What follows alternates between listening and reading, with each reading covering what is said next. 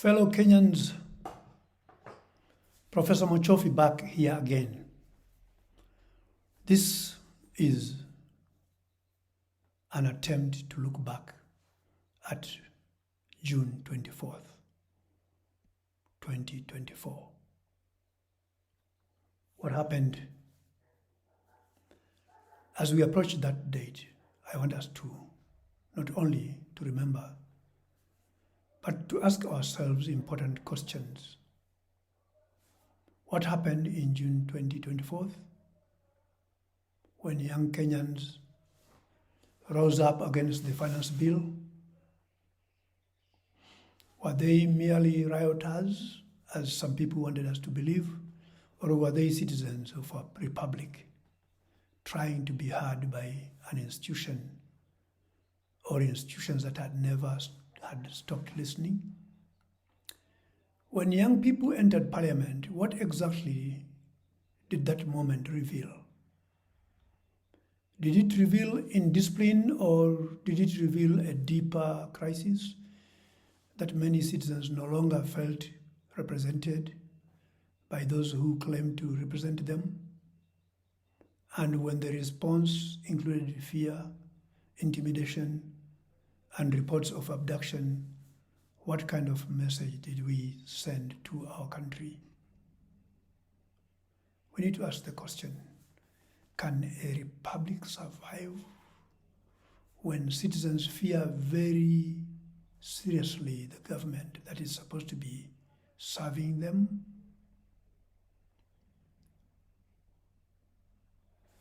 Can a constitution remain alive when citizens are punished for expressing exactly what the Constitution tells them, this is your sovereign responsibility? Let us ask even a deeper question. How did Kenya get there? Did our crisis begin with one president, one party, one tribe, or one election? Or are we dealing with a much longer history of human beings using power selfishly, then creating respectable language to justify that selfishness? Let's go back further when Europeans arrived in Kenya as imperial actors. What did they specifically want?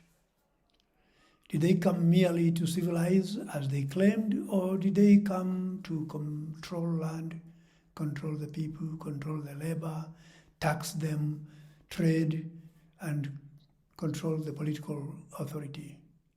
I mean, can you imagine somebody coming to your house, you are the host, and they are supposed to be the guest, but they declare themselves to be the bosses of your house? Who created the colonial system of chiefs, sub-chiefs, forced labor, taxation, and land alienation? In others, we are asking the simple question, what is colonialism? What was it then? What is it today? Was it acting by itself? Or is it simply human beings making choices that are designed to help themselves selfishly and disregard the welfare of others? I mean, we could go even further back to the partitioning of Africa. But for the purpose of remembering the June 2024, let's look at other questions as well. So after independence in 1963, what did African leaders do with those inherited systems? Granted that many Kenyans did fight for independence, for change. They were tired of the European system. The same way in 1644 England, the English Revolution represents the same story. Europeans unhappy with their fellow Europeans who are treating them badly, taking advantage of their sweat. So, did our new African leaders dismantle the habits and the command and the fear, the privilege and the exclusions? Or did they simply take over and then become the new owners of the new structure? That's what Kenyans need to know today. And we should be asking ourselves those questions in order to have a more honest understanding of ourselves. If the faces change, but the habits of power remained, can we really say that liberation was complete? This is why we must understand the 2010 Constitution, which was simply a reaction to the fact that the disappointments of Africans by Europeans from 1895 all the way to 1963 and the disappointments of our fellow citizens from 1963 to the present. By 2010, it was necessary to put that legislation in place. Why did we need the Constitution? Was it not because the old order had failed to protect the dignity and the voices and the sovereignty of the people? What does that Constitution tell us? It says, Article number 1, very clear. Sovereignty, power, or sovereign power belongs to the people. Think about that for a moment. What does it mean to say sovereign power belongs to the people? Do we behave like sovereign citizens? Do we behave like subjects waiting for powerful people to rescue us? I hear people make points like, I don't know who is going to save us. And this morning I had some young people speaking. They were saying, hey, do you think things are going to change? Huyu jamaa atarudi tu. And I was quite intrigued because I wanted to know a little more. So let's look at Article 2 of the Constitution. I mean, we have the Constitution, the tool that is available for us to use, and we still keep asking questions like, are things going to change? Article 2 tells us that the Constitution is supreme, but do we and do our leaders treat the Constitution as supreme? Or do we treat it as if it is the property of the people in power only? What does Article 3 tell us? Article 3 tells every person to respect, to uphold, and to defend the Constitution. But are we defending the Constitution, or are we defending our person, or even when our person is wrong? You know, I'm reminded of somebody who feels like, yeah, he's tall, but he's our person. We don't want him to be prosecuted because he's ours. And I think in doing that, we are not defending the Constitution at all. Article 10 speaks of patriotism, national unity, human dignity, equity, social justice, integrity, transparency, accountability, and participation of the people. If those values guided the public life, would Kenya look like the way it is looking today? We have the roadmap. We are not looking at it. We are just lamenting.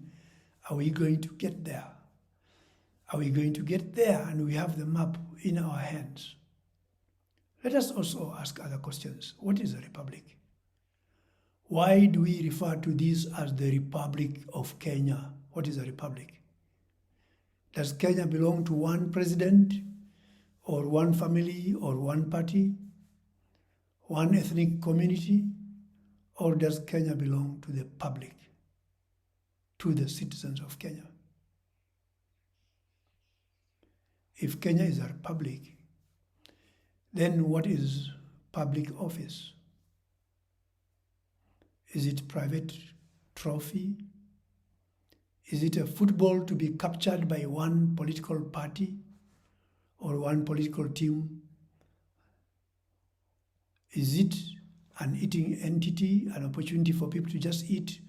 Or is it public office, a temporary trust that is given to whoever has been elected for the purpose of serving the common good for the whole country?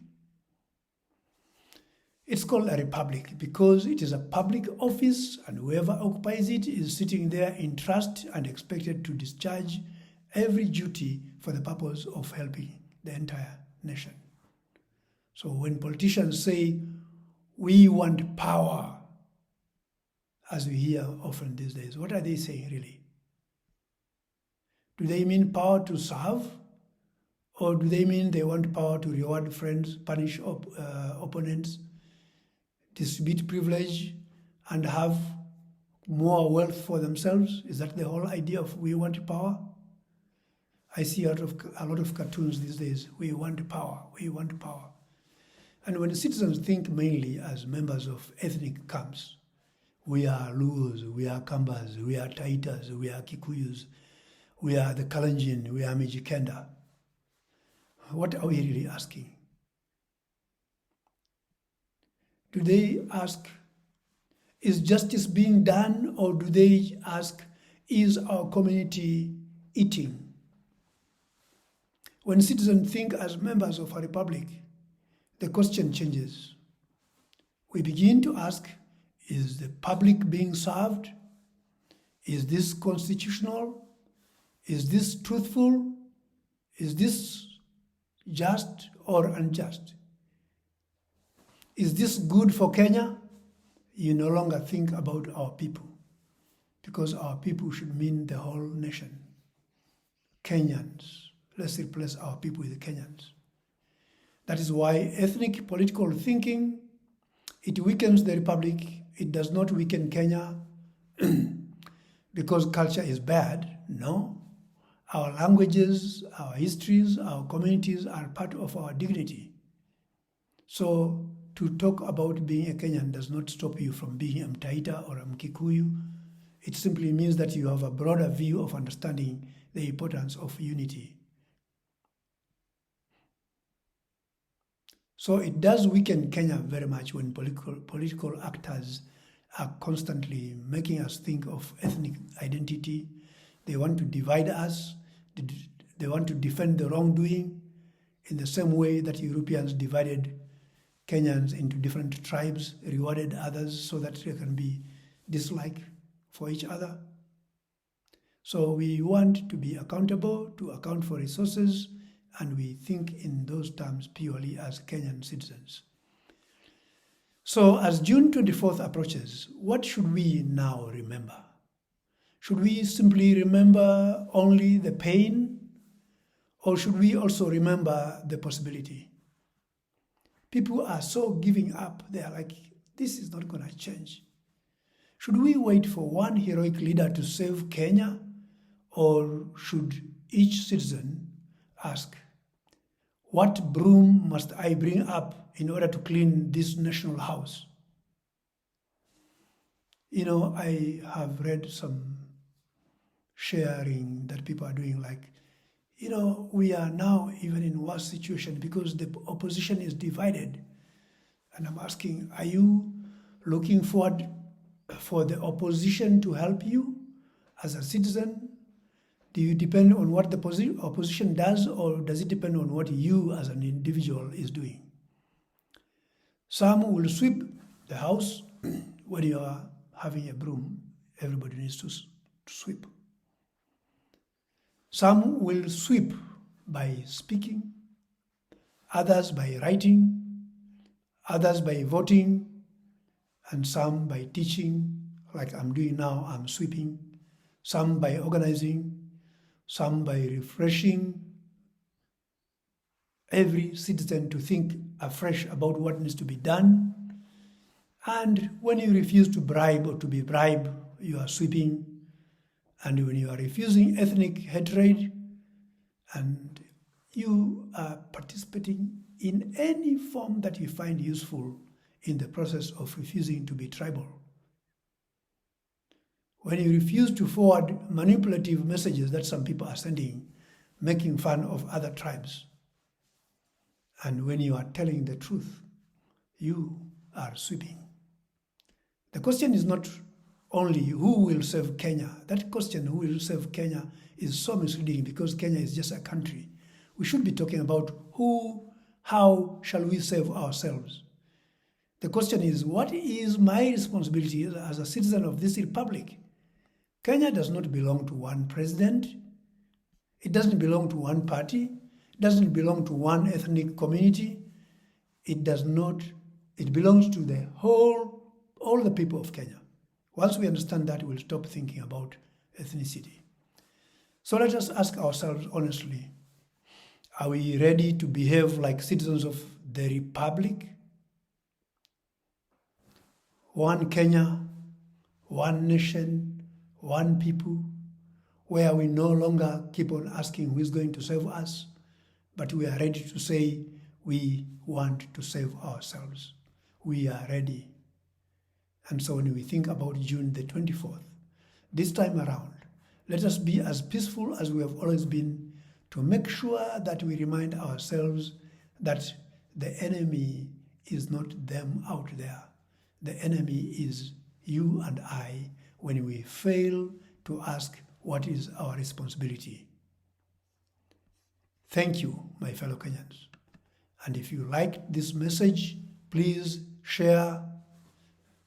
And if you can write some comments, and if you could subscribe as well, that is another way of sweeping the nation to make it a cleaner place for all of us, the future of our children and our grandchildren.